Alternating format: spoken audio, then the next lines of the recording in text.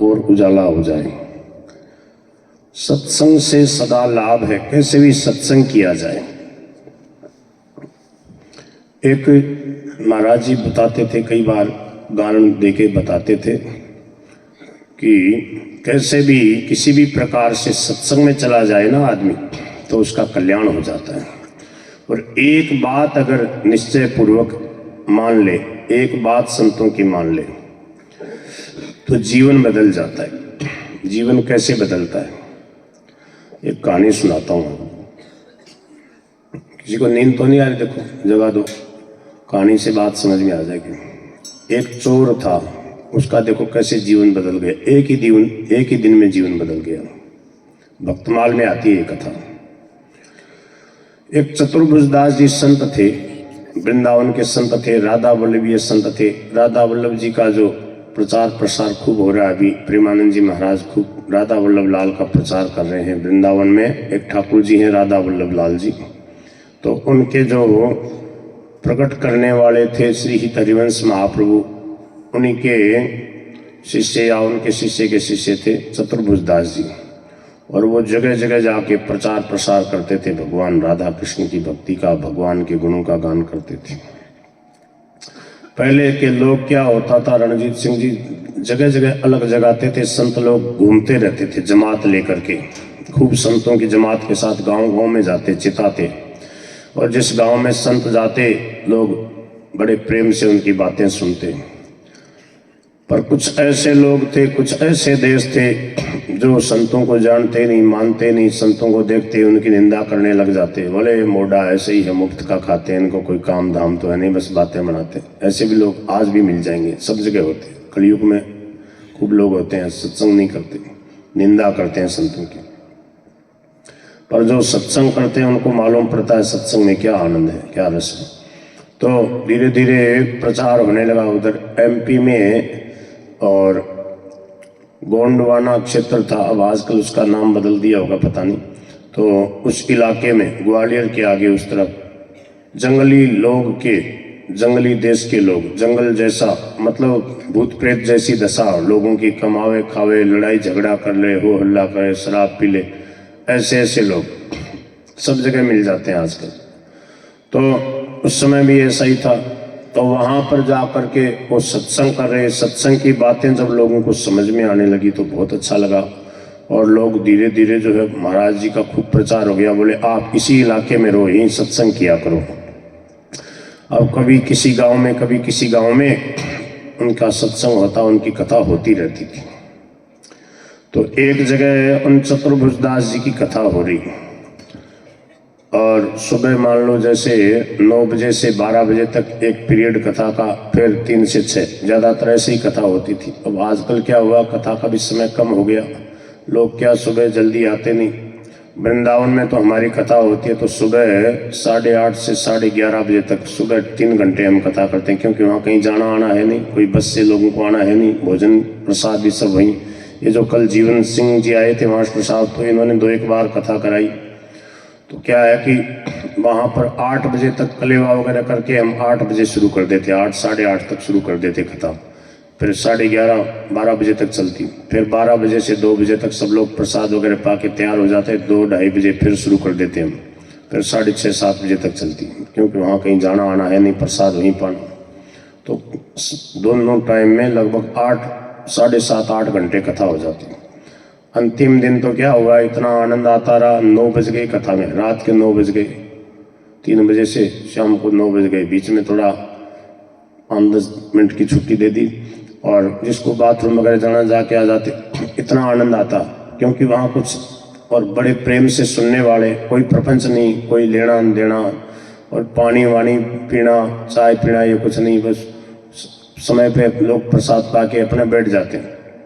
3-4 घंटा कोई दिक्कत नहीं आती, पानी वानी तो मिलता ही रहता।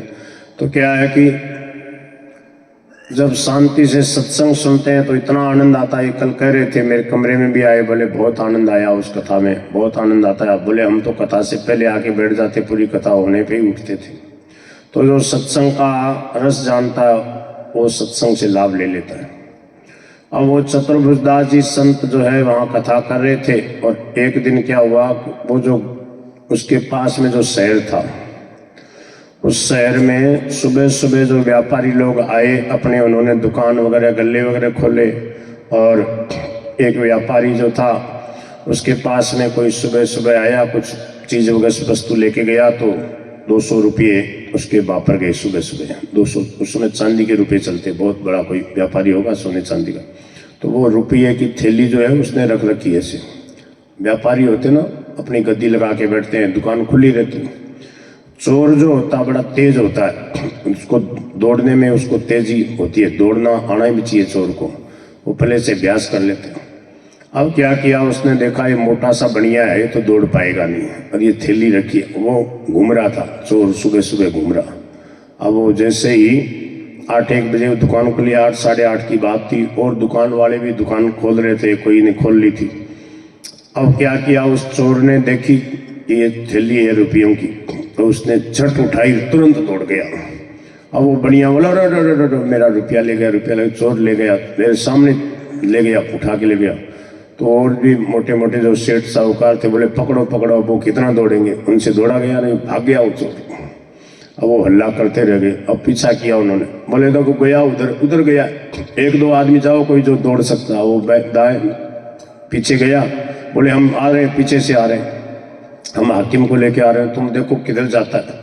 तो 1-2 आदमी उसके पीछे लगा, देखा कि वो उस गांव की तरफ गया, तो वो उधर चलता गया। अब वो क्या है कि लोग उस समय क्या है कि कच्चा रास्ता होता था, अब ये सड़क पे तो मालूम नहीं पड़ता खोज का, मिट्टी में जाएगा ना कोई दौड़ के, मिट्टी के ही रास्ते होते। तो खोज पता लग गया कि ये इधर से गया, इधर से गया, और जाते जाते उस गांव में पहुंच गया हाकिम को लेकर, पुलिस वालों को लेके। बोले देखो अभी सुबह सुबह चोरी करके भागा है। तो वो पुलिस वाले तो दौड़ने में तेज होते ही हैं, वो दौड़े। अब क्या हुआ कि वहाँ उस गांव में हो रहा था सत्संग चतुर्भुजदास जी का। उसने देखा यहाँ हजारों लोग बैठे हैं, यहाँ भीड़ में एक बार में जैसे तैसे अपने को बचा लो, अंदर भीड़ में बैठ गया वो। अब क्या हुआ कि वो धीरे धीरे सरकता सरकता सरकता आगे बैठ गया जाके, भीड़ थी ना आगे। अब लोग जो समझदार सत्संगी होते हैं वो बेचारे किसी को परेशान नहीं करते। उसने देखा भाई कोई प्रेम से सत्संग सुनने आया होगा, उनको थोड़ी मालूम ये चोर है। अब वो बोले थोड़ा और आगे आ जाऊँ, मैं आगे आ जाऊँ। बोले हाँ आगे आ जाओ भाई जी, आ जाओ, लो आगे बैठो, तो बैठो प्रेम से सुनो सत्संग। अब वो चोर आगे बैठ गया। अब वो महात्मा जी जो है बढ़िया जोर की सत्संग सुना रहे। अब उसने देखा भाई यहाँ बैठे हैं तो सुन ही ले, बाबूजी कहीं करें। तो महात्मा जी कह रहे, बोले देखो सच्चे हृदय से भगवान के हो जाने से जीवन बदल जाता है। आज और अभी ये बात निश्चय कर लो, ये बात समझ लो कि मैं भगवान का हो गया तो पीछे की भगवान सब माफ़ कर देंगे। आगे से निश्चय कर लो कि मैं पाप नहीं करूँगा, मैं चोरी नहीं करूँगा, झूठ नहीं बोलूँगा, किसी को दुख नहीं दूँगा। तो बोले भगवान पीछे का माफ़ कर देंगे, उसका जीवन बदल जाएगा, उसका जीवन निर्मल हो जाएगा। और जब सत्संग करता है व्यक्ति तो बोले उसका नया जन्म हो जाता है, पुराने सब पाप ताप नष्ट हो जाते हैं, अब उसका नया जन्म हो गया। उसको ये समझना चाहिए मेरा नया जन्म हो गया। ये सब बात उसने सुनी। अब वो घबरा रहा था, दुखी था। उसने देखा रे मेरे तो पीछे पुलिस पड़ी होगी, लोग वो सेठ साहूकार आएंगे, अब मेरे को बचना कैसे है। अब मैं भाग तो पाया नहीं क्योंकि वो आ गए, तो अब हो सकता है जरूर मेरी खोज करते करते आएंगे। चलो अब मैं चोरी नहीं करूँगा, आज से मैं निश्चय करता हूँ। अब वो देखो कि कोई पुण्य जागृत हुई है उसके यहाँ, नया पुण्य नया प्रारब्ध बन गया सत्संग से। उसने निश्चय कर लिया अब कभी चोरी नहीं करूँगा, आज से मैं इन महात्मा जी के कहे अनुसार भगवान का हो गया हूँ, अब मेरा नया जन्म हो गया। अब वो महात्मा जी से बोला, बोले महाराज ते मैंने कंठी तिलक दे दो, थे मैंने चेलो बना लो, मैं तो बस भगवान में लगूंगा, अब आज से मैं भगवान का हो गया। बोले बस तू हो गया भगवान का, ये बात मान ले। बोले ठीक है महाराज। अब क्या किया, बोले महाराज ऐसा करो ते मैंने जल्दी मूड दो, ते मैंने चेलो बना लो। अरे बोले भाई तू रुक जा, अभी थोड़ा सत्संग तो हो जाए। बोले महाराज पता नहीं कब क्या हो जाए, आप ही तो कह रहे हो कि कोई समय का भरोसा नहीं। तो चेलों से अरे भाई जाओ जल्दी जाओ, इसको मूडो। एक तरफ ले जाके महात्मा जी के पास सब व्यवस्था थी, उसको मूड दिया, फटाफट एक व्यवस्था करा दी उसकी, स्नान वगैरह करके वो आ गया। और उसके बढ़िया चोटी रख दी, बोले बढ़िया उसको भगवान कपड़े पहना दिए, बोले बस आज से मैं बाबा जी बन के भजनी करूँगा बस। अब वो बन गया बाबा जी और उसकी कंठी तिलक माला कर दी बाबूजी ने। 3-4 घंटा हो गया सत्संग और वो काम भी उसका हो गया, दीक्षा भी हो गई। बोले आज से तुम भगवान के हो गया, तेरा नया जन्म हो गया। बोले बाबूजी निहाल कर दिया थे तुम। अब जब सत्संग हो गई, अब वो जो खोज देखने वाले थे वो खोजी जो आदमी था, बोले इसी पंडाल के अंदर गया है, यहीं कहीं है देखो। वो आ गए धीरे धीरे, वो हाकिम वगैरह को लाने में करने में उनको घंटा भर लग गया उधर। तब तक 1-2 आदमी आगे आए हुए थे, बोले इधर ही गया है, इसके अंदर गया है, ऐसा लग रहा है इस पंडाल में घुसा, आगे उसके खोजनी है। पर बोले अभी सत्संग में विक्षेप मत करो, सत्संग हो रहा है, बैठे रहो, कोई बात नहीं, सत्संग पूरा हो जाएगा कहाँ, एक ही रास्ता है यहाँ से निकलने का। अब वो सब लोग आ गए। अब जैसे ही वो आदमी निकला सो उसको तुरंत पकड़ लिया, बोले ये है, इसके खोज है, ये है चोर।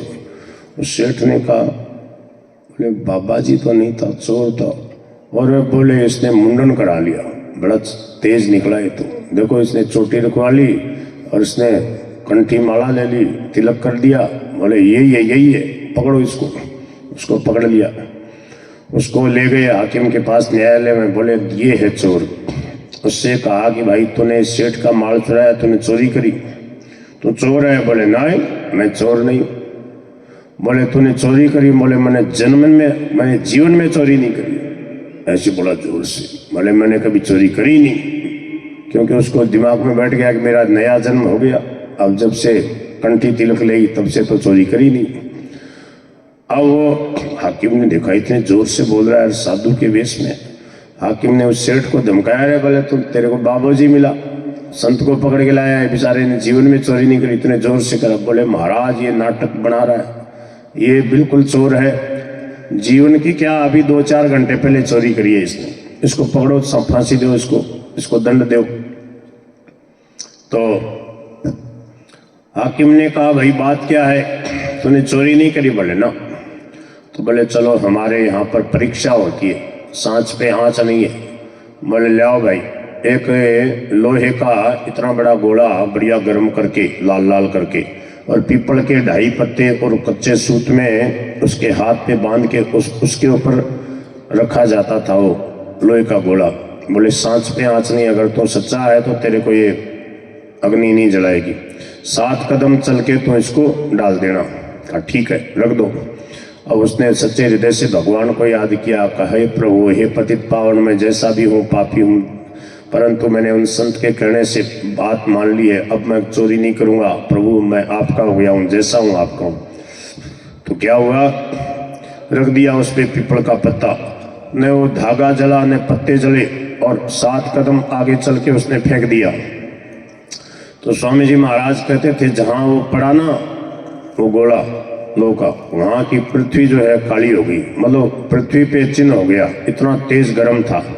पर वो सूत का कच्चा धागा नहीं जला, पीपल के पत्ते नहीं जले और उसका हाथ भी नहीं जला। तो अब राजा ने देखा, बोले भाई ये तो बिल्कुल सच्चा आदमी है। बोले कि ये जो बढ़िया है ना, इसको ले लबड़ धक्के, इसको लगाओ, इसको फांसी पे लगाओ। इतने बड़े साहूकार को, संत को इसने जो है और झूठा चोरी का नाम लगाया। और उस सेठ को पकड़ लिया और बोले इस सेठ के जो और अनुयायी हैं जो हल्ला कर, इनको भी पकड़ो भाई, भागने लगा। बोले महाराज नहीं, हमारे को क्यों, चोरी तो इसके करी, हम तो इसके सहायता कर रहे, हम सब लोगों ने देखा नहीं तो बढ़िया नहीं देखा। उसने कहा महाराज चोरी तो इसने करी है, अब मेरे को फांसी लगा रहे हो। बोले ये देखो सच्चा साबित हो गया। अब वो बढ़िया को भी बड़ा आश्चर्य आया। अब क्या हुआ, जब उस बढ़िया को फांसी लगाने के लिए तैयारी करने लगे तो वो आदमी बोला, बोले नहीं इसको मारो मत, छोड़ दो इसको बेचारे को, इसको फांसी क्यों लगा रहे हो? बोले नहीं इसने आपका झूठा नाम लगाया, इसको आज ही मारेंगे। बोले नहीं छोड़ दो इसको, कोई बात नहीं, ऐसे मान लो मैंने चोरी करी है, छोड़ दो इसको। बोले नहीं तुम बड़ा साहूकार आदमी है, तो अब इसको बचाने के लिए तुम दयालु है, तुम संत है। बोले नहीं मैंने चोरी करी है। बोले चोरी करी है? बोले हाँ, पर इस जन्म में नहीं करी, पिछले जन्म में करी है। इस जन्म में मैंने चोरी नहीं करी, पिछले जन्म में करी। बोले ये क्या मतलब? बोले अब मेरा नया जन्म हो गया, चोरी तो मैंने करी थी पर वो मेरा चोर का जन्म था, अब मैं साहूकार बन गया हूँ। आज ही सत्संग करके मैं वहाँ सत्संग में गया बाबूजी के, वो बोले कि भगवान के हो जाने से नया जन्म हो जाता है, तुम्हारा जीवन बदल जाएगा। तो मैंने निश्चय कर लिया अब चोरी नहीं करूँगा, और मैंने भगवान से प्रार्थना करी। तो बोले संतों ने, भगवान ने मेरे को बचाया है। तो बोले वो चोरी का माल कहाँ है? बोले वो भी लाता हूँ। वो गाड़ा हुआ जहाँ उसने गाड़ा था वो ला करके बोले ये लो। तो बोले हाँ भाई सही है। बोले इसको छोड़ दो, इसका दोष नहीं है, इसने तो चोर को ही पकड़ा है। तो उस बनिए को छुड़वा दिया। और अब वो महात्मा जी ऐसे प्रभावशाली है कि एक दिन में चोर बदल गया। बोले भाई कौन से बाबा जी? मैं भी चालू, मेरे को भी दर्शन करना, सत्संग करना उन बाबा जी का। तो राजा भक्त बन गया, राजा के सब मंत्री भक्त बन गए, और पीछे उसके जो और दीवान थे वो बन गए। अब जितने सांसद थे, जितने एमएलए थे, अब राजा जब भगत बन जाएगा आसपास वाले भगत हो ही जाएंगे। अब वो सब भगत बन गए। अब बोले बाबा जी का सत्संग अपने यहाँ कराएंगे राज्य में। अब राजा ने उन महात्मा जी को बुलाया, चतुर्भुज दास जी को। बोले महाराज ते माने सत्संग सुनाओ, मारो भी जीवन बदल दो। देखो चोर जीवन का जीवन बदल गया। तो खूब जोर का फिर उस राजा ने भक्त बन करके उन महात्मा जी के सत्संग का खूब प्रचार किया। तो ये कहानी सुना के स्वामी जी कहते थे देखो निश्चय कर ले तो एक ही दिन में जीवन बदल गया, और फिर जीवन भर उसने भजन किया।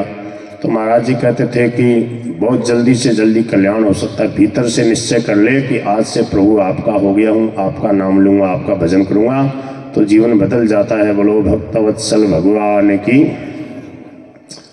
ले आओ माइक, ले आओ बनी। चलो प्रभात फेरी में चलते हैं। बोलो गिरधर गोपाल की जय, नंद के लाला की जय, कृष्ण कन्हैया लाल की जय। गोविंद हरे गोपाल हरे गोविंद। ध्वजा कहाँ है? लाओ जल्दी ध्वजा लाओ।